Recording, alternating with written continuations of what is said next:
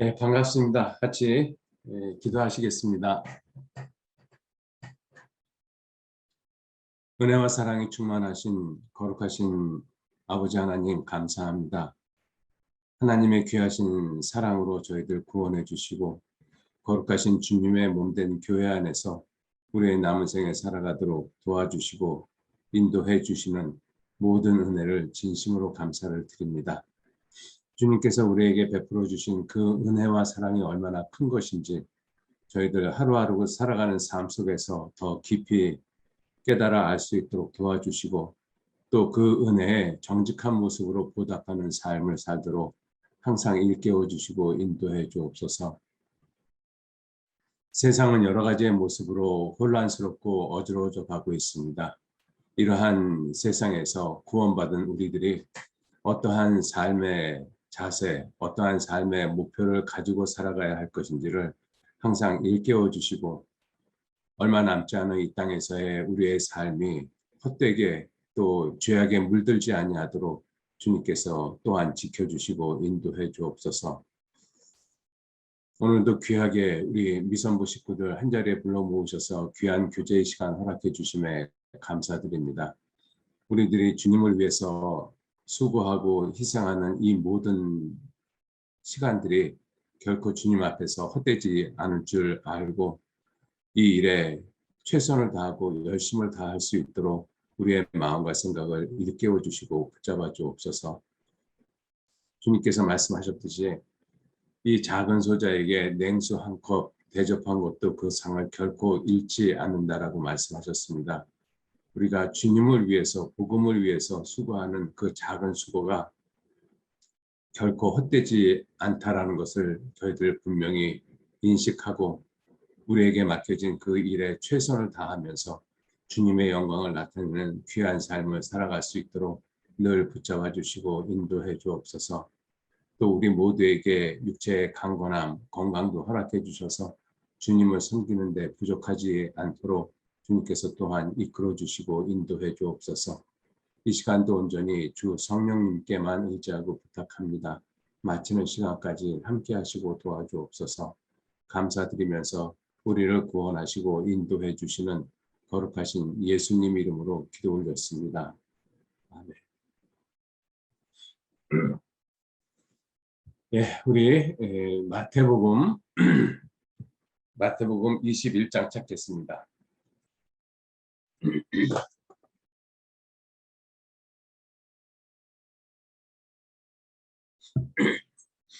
마태복음 21장 23절 말씀, 마태복음 21장 23절.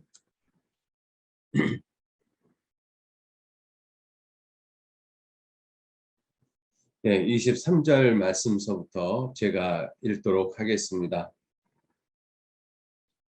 예수께서 성전에 들어가 가르치실세 대제사장들과 백성의 장로들이 나와 가로되 네가 무슨 권세로 이런 일을 하느냐 또 누가 이 권세를 주었느냐.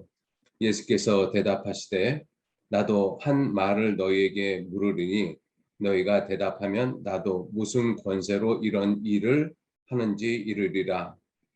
요한의 세례가 어디로서 왔느냐 하늘로서냐 사람에게로서냐. 저희가 서로 의논하여 가로되 만일 하늘로서라 하면 어찌하여 저를 믿지 아니하였느냐 할 것이요 만일 사람에게로서라 하면 모든 사람이 요한을 선지자로 여기니 백성이 무섭다 하여 예수께 대답하여 가로되 우리가 알지 못하노라 하니 예수께서 가라사대 나도 무슨 권세로 이런 일을 하는지 너희에게 이르지 아니하리라. 그러나 너희 생각에는 어떠하뇨? 한 사람이 두 아들이 있는데 맏아들에게 가서 이르되 예 오늘 포도원에 가서 일하라 하니 대답하여 가로되 아버지여 가겠소이다 하더니 가지 아니하고 둘째 아들에게 가서 또 이같이 말하니 대답하여 가로되 실소이다 하더니 그 후에 뉘우치고 갔으니 그 둘 중에 누가 아비의 뜻대로 하였느냐 가로되 둘째 아들이니이다. 예수께서 저희에게 이르시되 내가 진실로 너희에게 이르노니 세리들과 창기들이 너희보다 먼저 하나님 나라에 들어가리라. 요한이 의의 도로 너희에게 왔거늘 너희는 저를 믿지 아니하였으되 세리와 창기는 믿었으며 너희는 이것을 보고도 종시 뉘우쳐 믿지 아니하였도다. 예, 그리고 33절 말씀서부터 끝절 46절 말씀도 어, 이 같은 맥락에서 이렇게 말씀하고 있는 비유의 내용입니다. 이따 끝나고 한번 좀 개인이 읽어보셨으면 좋겠습니다. 네, 오늘은 그 이 권세에 대해서 좀 생각을 좀 해보셨으면 좋겠습니다. 23절에 예수께서 성전에 들어가셨습니다. 성전에 들어가서 예수님께서 가르치셨어요. 성전에 들어가서 가르치실 때 그때 대제사장들, 서기관들, 율법사들, 바리새인들 이러한 종교가들이 예수님에게 나와서 우리가 너한테 가르치는 권세를 주지 않았는데 너를 가르치라고 허락하지 않았는데 네가 무슨 권세로 백성들을 가르치느냐 이렇게 질문을 했던 것입니다. 왜냐하면 그때 당시 유대 사회에서 어떠한 일을 한다. 대중들을 모아놓고 가르친다든지 뭐 어떤 집회를 한다든지 무슨 일을 하면은 반드시 이 공회 즉 이 대제사장들이나 장로들의 허락을 받아야지만 할 수 있는 사회였습니다. 직분도 마찬가지죠. 자, 그런데 예수님께서 성전에 들어가서 가르치시는데 이 대제사장들 장로들이 나와서 예수님에게 물었어요. 우리가 너한테 가르치는 권세 안 줬는데 네가 무슨 권세로 또 누가 너한테 가르치는 권세를 줬느냐 이렇게 대제사장들이 질문을 했습니다. 그때 예수님께서 그래 그럼 나도 너에게 하나 물어보겠다. 그렇게 하시고 말씀하신 것이 이 요한의 세례가 어디로서 왔느냐. 권세에 대해서 서로 주고받고 질문을 하는데 갑자기 예수님은 뜬금없이 그래 너희가 지금 내게 권세 누가 무슨 권세를 내게 줘서 이 일을 하는지 너희가 물었는데 나도 너희한테 한 가지 묻겠다. 그러면서 하신 말씀이 요한의 세례가 어디로서 왔느냐. 이 얼핏 생각해 보면 문맥이 안 맞는 것 같은 느낌이 듭니다. 권세에 대해서 질문을 했으면 또 예수님도 질문을 하려면 권세에 대한 질문을 해야 되는데 뜬금없이 요한의 세례가 어디로서 왔느냐 이 질문을 하니까 이 장로들과 대제사장들이 요한의 세례가 어디로서 왔는지 알아요. 하늘로서부터 왔다라는 것을 압니다. 그런데 하늘로서부터 하나님께로부터 왔다라고 하면 야 그럼 너희들 왜 요한의 세례를 안 받았느냐 이렇게 힐문을 하실 것이고 백성들에게로부터 왔다라고 하면 사람들에게로부터 왔다라고 하면 백성 모두가 다 요한의 세례가 하나님께로부터 왔다라는 것을 알고 있기 때문에 백성들한테 돌에 맞을까 봐 거짓말을 한 것이죠. 모르겠다. 모르겠다라고 이야기한 건 거짓말입니다. 자, 이 내용을 좀 살펴보시면서 이 마태복음 21장에 있는 두 가지 비유 28절서부터 32절, 33절서부터 46절까지 있는 이 두 가지 비유를 이 권세에 관한 그 부분에 초점을 맞추면서 이 비유를 읽어보시면 쉽게 이 권세, 이 비유에 대한 그 뜻을 쉽게 좀 이해할 수 있지 않을까라는 생각이 들고요. 그리고 권세에 순종하지 않는 그 모습의 그 결과가 어떠한 모습인가 하는 것도 우리가 좀 교훈을 받을 수가 있습니다.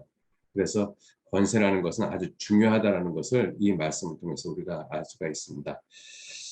자, 먼저 25절에 예수님께서 요한의 세례가 어디로서 왔느냐? 하늘로서냐?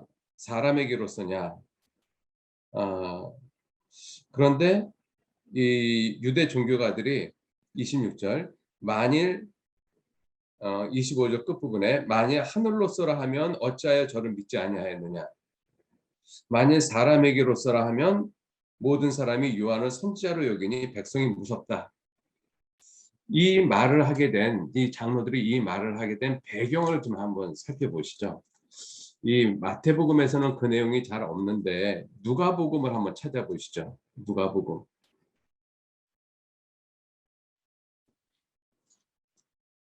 누가복음에 보시면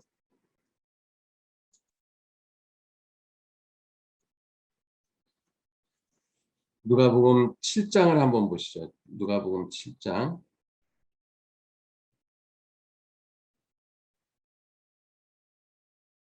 예수님께서 너희가 광야에 왜 나갔느냐? 바람에 흔들리는 갈대를 보러 나갔느냐? 그렇지 않지 않느냐? 그러면 너희가 무엇을 보려고 나갔느냐? 부드러운 옷을 입은 사람을 보려고 나갔느냐? 그런 사람은 왕국에 있다. 그러면 너희가 왜 광야에 나갔느냐? 26절에 이렇게 말씀하시죠. 26절. 그러면 너희가 무엇을 보려고 나갔더냐? 선지자냐? 옳도다. 내가 너희에게 이르노니 선지자보다 나은 자니라. 자, 그리고 하시는 말씀이 기록된 바 보라.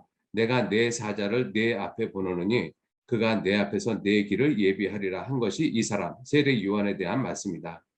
그래서 내가 너에게 말하노니 여자가 낳은 자 중에 요한보다 큰 이가 없다. 자, 이렇게 말씀을 하시고 29절에 모든 백성과 세리들은 이미 요한의 세례를 받은지라. 이 말씀을 듣고 하나님을 의롭다 하되, 그러니까 모든 백성과 세리들은 이미 요한의 세례를 받았어요. 왜? 세례 요한이 그 당시 종교가들로부터 권세를 받아서 이 회개의 세례를 베푼 것이 아니라 하나님께로부터 권세를 받아서 세례를 베푼 것을 백성들이 알았기 때문에 요한의 세례를 받은 것이죠. 그래서 누가복음 3장 2절에 이렇게 말씀이 되어 있습니다. 안나스와 가야바가 대제사장으로 있었을 때 하나님의 말씀이 빈들에서 사가랴의 아들 요한에게 임한지라. 하나님의 말씀이 하나님의 권세가 하나님의 권세로 주어진 요한의 회개의 세례가 빈들에 있는 요한에게 임했다라는 것이죠. 대제사장들 종교가들한테 권세를 받은 것이 아니라 그래서 모든 백성과 세리들은 이미 요한의 세례를 받았습니다. 이 말씀을 듣고 하나님을 의롭다. 요한의 세례를 받은 모든 사람들이 하나님을 의롭다 이렇게 말을 하고 있는데 30절 오직 바리새인과 율법사들은 그 세례를 받지 아니한지라 스스로 하나님의 뜻을 저버리니라. 백성들은 다 요한의 세례를 받았어요. 그리고 하나님을 의롭다라고 하고 있는데 이 율법사들과 바리새인들, 서기관들, 종교가들은 그 세례, 요한의 세례를 받지 아니한지라 스스로 하나님의 뜻을 저버리니라. 스스로 하나님의 권세를 등졌다라는 것이죠. 자, 그래서 이 마태복음 21장에 예수님이 요한의 세례에 대해서 권세에 대한 말씀을 하시면서 요한의 세례가 어디로서 왔느냐 하는 것을 이 종교가들한테 질문을 했던 것이죠. 백성들은 요한의 세례를 받았다. 왜? 하나님의 권세를 인정을 했기 때문에. 요한의 세례가 하나님께로부터 왔다는 것을 인정을 했기 때문에. 즉 그것은 무엇이냐? 하나님의 권세를 인정한 모습이 아니냐. 그런데 너희들은 왜 요한의 세례를 안 받았느냐? 예수님이 그것을 이미 알고 이 질문을 한 거잖아요. 그랬더니 이 종교가들이 하나님께로부터 왔다라고 하면 자기네들이 요한의 세례를 안 받은 것에 대해서 힐문을 하실 것이고 그 요한의 세례가 사람에게로부터 왔다라고 하면 모든 백성이 이미 요한의 세례를 받은 상태이기 때문에 그렇게 하면 이 백성들이 자기네들을 돌로 칠 것 같고 이러지도 못하고 저러지도 못하고 그러니까 질문에 답을 안 한 거죠. 모르겠습니다라고 이야기를 한 것이잖아요. 그죠? 모르는 것이 아니라 알고 있는데 모르겠다라고 이야기를 하는 것이죠. 그래서 예수님께서도 27절에 예수께서 마태복음 21장 27절에 예수께서 대답하여 가로되 우리가 알지 못하노라 하니 예수께서 가라사대 나도 무슨 권세로 이런 일을 하는지 너에게 이르지 아니하리라. 권세에 순종하지 아니하고 권세에 복종하지 않는 사람들이 권세에 대해서 질문을 했어요. 예수님한테. 그런데 그 권세를 갖다가 부인하는 모습으로 거짓말을 예수님에게 했습니다. 권세가 무엇인지 진정으로 알지 못하는 사람에게 예수님이 권세에 대해서 더 이상 설명을 안 해주신 것이죠. 나도 무슨 권세로 너에게 이러한 일을 하는지 너에게 이르지 않겠다. 권세가 무엇인지를 모르는 너희들에게 권세가 어디로부터 왔는지를 설명해봐야 너희가 알겠느냐, 이런 뜻이잖아요. 자, 그런데 27절에 나도 무슨 권세로 이러한 일을 너에게 이런 일을 하는지 너에게 이르지 아니하리라 하시면서 그러나 하고 28절이 바로 연결이 되죠. 그러나 너희 생각에는 어떠하니? 내가 무슨 권세로 이런 일을 너에게 하는지 이르지는 않겠는데 한번 생각해 봐라. 그리고 하신 말씀이 이 두 가지 비유를 갖다 하신 거예요. 한 사람에게 두 아들이 있는데 맏아들에게 가서 얘 포도원에 가서 좀 일 좀 해라. 그랬더니 예, 아버지 가겠습니다. 그리고 나중에는 안 갔고, 둘째 아들은 가라 그랬더니 아버지 싫습니다. 안 가겠습니다. 했다가 나중에 뉘우쳐서 둘째 아들이 갔다. 자, 이 둘 중에 누가 아버지의 뜻대로 했느냐? 다시 말하면 예수님은 이 둘 중에, 이 두 아들 중에 누가 권세에 복종한 사람이겠느냐? 이 질문을 한 거예요. 누가 이 권세, 누가 아버지의 권세에 복종한 것이냐? 자식은 부모의 권세에 복종을 해야 되잖아요. 부모가 하라 그러면 해야 되는 것이 옳은 것입니다. 그죠? 왜냐하면 부모가 나를 존재있게 해주셨기 때문에 그래요. 물론 근본적인 존재는 하나님이시지만 나를 육체로 세상에 내보내주신 분이 부모잖아요. 자식은 당연히 부모의 권세에 복종을 해야 됩니다. 자, 이 두 아들 중에 누가 그 부모의 권세에 복종을 했느냐? 이 질문을 한 거잖아요.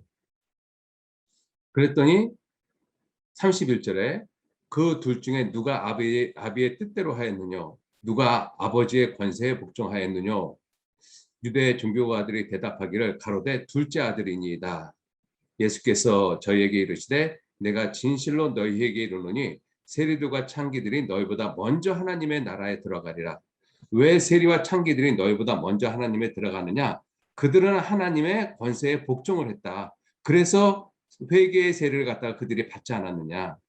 그런데 32절 요한이 의의 도로 너희에게 왔거늘, 의의 도로, 하나님이 요한이 빈들에 있었을 때 하나님의 말씀이 요한에게 임했거든요. 그래서 회개의 세례를 전파했기 때문에.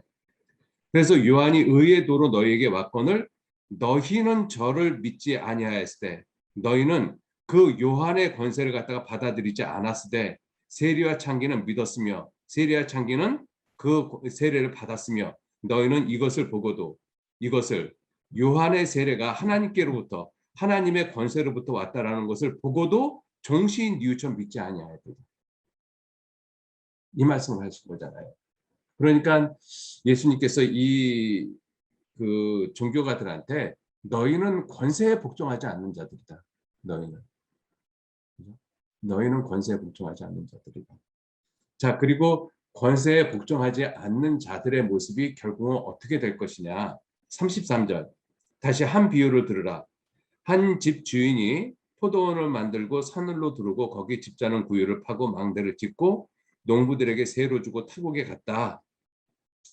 실가 때가 가까움에 그 실가를 받으려고 자기 종들을 농부에게 보내니 농부들이 종들을 잡아 하나는 심히 때리고 하나는 죽이고 하나는 돌로 쳤다. 다시 다른 종들을 처음보다 많이 보내니 저희에게도 그렇게 했다. 후에 아들을 보내며 가로되 저희가 내 아들은 공경하리라 하였더니 농부들이 그 아들을 보고 서로 말하되 이는 상속자니 자 죽이고 그의 유업을 차지하자 하고 이에 잡아 포도원 밖에 내어 쫓아 죽였느니라. 그러면 포도원 주인이 올 때 이 농부들을 어떻게 하겠느냐? 저희가 말하되 이 악한 자들을 진멸하고 포도원은 제때에 실과를 바칠 만한 다른 농부들에게 세로 줄지니이다. 자, 이 말씀, 이 내용은 이 아들을 보냈다라는 모습은 이 예수님의 모습입니다. 이 비유는 우리가 많이 들었지 않습니까? 그죠? 이 비유도 권세에 대한 부분에 초점을 맞춰놓고 한번 생각을 해보면 이 그 이 집 주인이 포도원 주인이 권세를 가지고 그리고 농부들에게 세를 준 거예요. 그럼 농부들은 이 포도원 주인의 권세에 순종해야 되는 것이죠. 왜? 농부들을 갖다가 고용한 사람이 그 주인이니까. 그런데 세를 받으려고 실과 때가 돼서 그 열매를 갖다가 받으려고 종들을 보냈더니 종들을 다 잡아 죽여버렸어요. 그 주인의 권세에 대적한 모습이죠. 난 너를 주인으로 인정 못하겠어. 내가 땀 흘리고 수고해서 이 그 열매를 맺었는데 그 열매를 갖다가 내가 너한테 왜 줘? 못 주겠어. 이런 내용이잖아요. 그죠?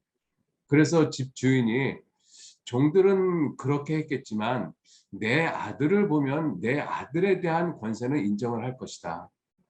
그래서 아들을 보냈는데 오히려 아들을 갖다가 잡아 죽여버렸어요. 하나님 모습이잖아요. 그죠? 하나님이 선지자들을 많이 보냈습니다. 근데 이 세상에 유대 종교가들이 다 그 선지자들을 죽여버렸어요. 하나님이 마지막에 아들을 보내셨어요. 아들도 십자가 못 박아 죽였잖아요. 그 하나님의 권세에 인정하지 않는 그 유대 종교가들. 그래서 이 그러면 집 주인이 올 때, 집 주인이 권세를 가지고 올 때 이 농부들을, 이 악한 농부들을 어떻게 하겠느냐라고 질문을 했더니 그들이 말하기를 41절에 이 악한 자들을 진멸하고 포도원은 제때에 실과를 받을 만한 다른 농부에게 줄지어다. 무슨 얘기예요? 그 주인의 권세에 순종하는 사람에게 다시 세를 주는 게 맞죠. 답은 올바로 했어요.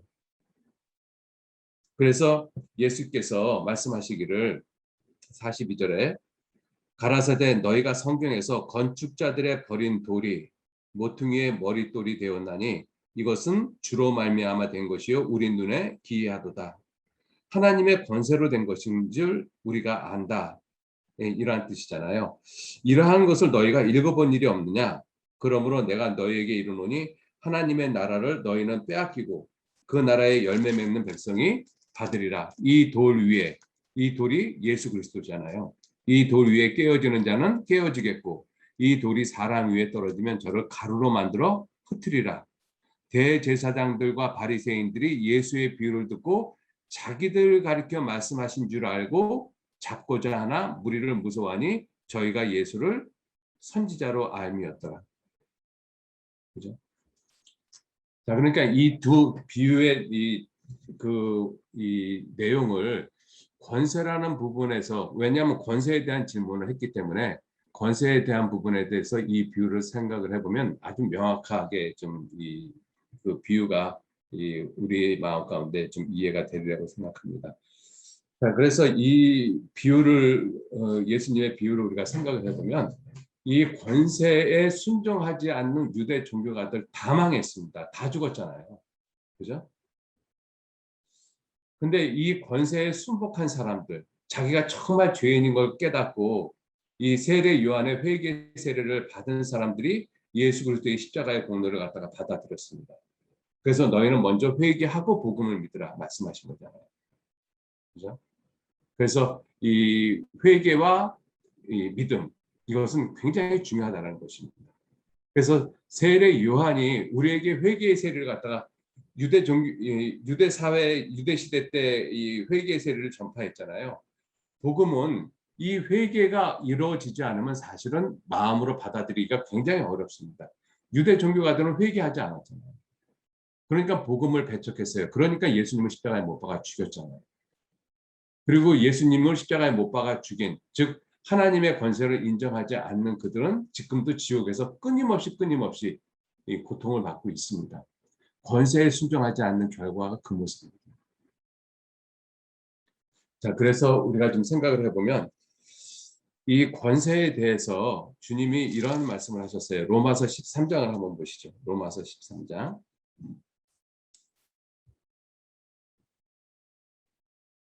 로마서 13장 1절 말씀 제가 읽겠습니다. 각 사람은 위에 있는 권세들에게 굴복하라. 권세는 하나님께로 나지 않음이 없나니 모든 권세는 다 하나님의 정하신 바라. 그러므로 권세를 거스리는 자는 하나님의 명을 거스림이니 거스리는 자들은 심판을 자취하리라. 관원들은 선한 일에 대하여 두려움이 되지 않고 악한 일에 대하여 되나니 그가 권세를 두려워하지 아니하려느냐. 선을 행하라. 그리하면 그에게 칭찬을 받으리라. 각 사람은 위에 있는 권세에게 굴복하라. 모든 권세는 하나님께로부터 나지 않음이 없다. 모든 것은 다 하나님의 정하신 바. 그래서 인간이 살아가고 있는 그 모든 사회에는 필연적으로 권세라는 것이 생길 수밖에 없습니다. 스승과 제자, 스승에 대한 권세가 있잖아요. 임금과 신하, 임금과 백성, 부모와 자식, 남편과 아내, 이게 전부 다 권세의 모습인 것입니다. 그죠? 그런데 그 권세를 갖다가 인정을 하지 않으면 질서가 깨져요. 우리가 사회생활 할 때도 나보다 미련하고 나보다 부족한 사람인 것 같은데 내 위에 있는 경우가 있거든요. 우리가 세상 임금들도 보면 나보다 생각이 부족하고 못한 사람들이 있어요. 근데 그가 내 위에 나를 통치하는 통치자로 있잖아요. 나보다 부족한 사람인데 그가 왜 나를 내 위에 있는 권세를 받았을까? 하나님이 그렇게 하셨다는 것입니다. 그래서 그리스도인들이 이 정치에 대해서 데모를 하고 이러한 모습이 절대로 합당치가 않은 것이죠. 잘못된 것이 있으면 내 마음으로 생각하고 있으면 돼요. 그리고 하나님한테 기도하시면 됩니다.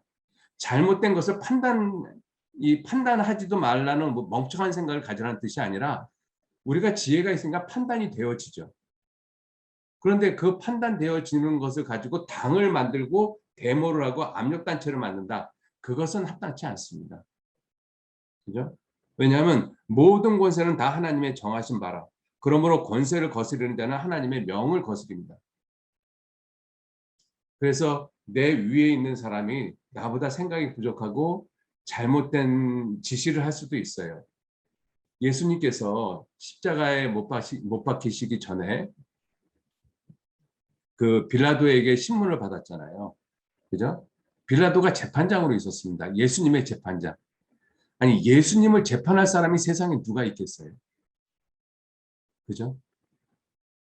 그래서 빌라도가 예수님한테 내가 너를 십자가에 못 박을 권세도 있고 내가 너를 놓을 권세도 있는 줄 알지 못하느냐? 예수님 뭐라고 말씀하셨어요? 위에서부터 주지 아니하였으면 네가 나를 해야 할 권세가 없느니라. 그리고 빌라도의 권세에 순종하시잖아요. 예수님이 그런 삶을 사셨어요. 자, 그래서 권세를 거스르는 자는 하나님의 명을 거스린다. 거스르는 자들은 심판을 자취한다라고 말씀하셨어요. 전도서 5장 8절 말씀에도 높은 자보다 더 높은 자가 감찰하시고 그들보다 더 높은 자가 있음이라 이렇게 말씀하셨거든요.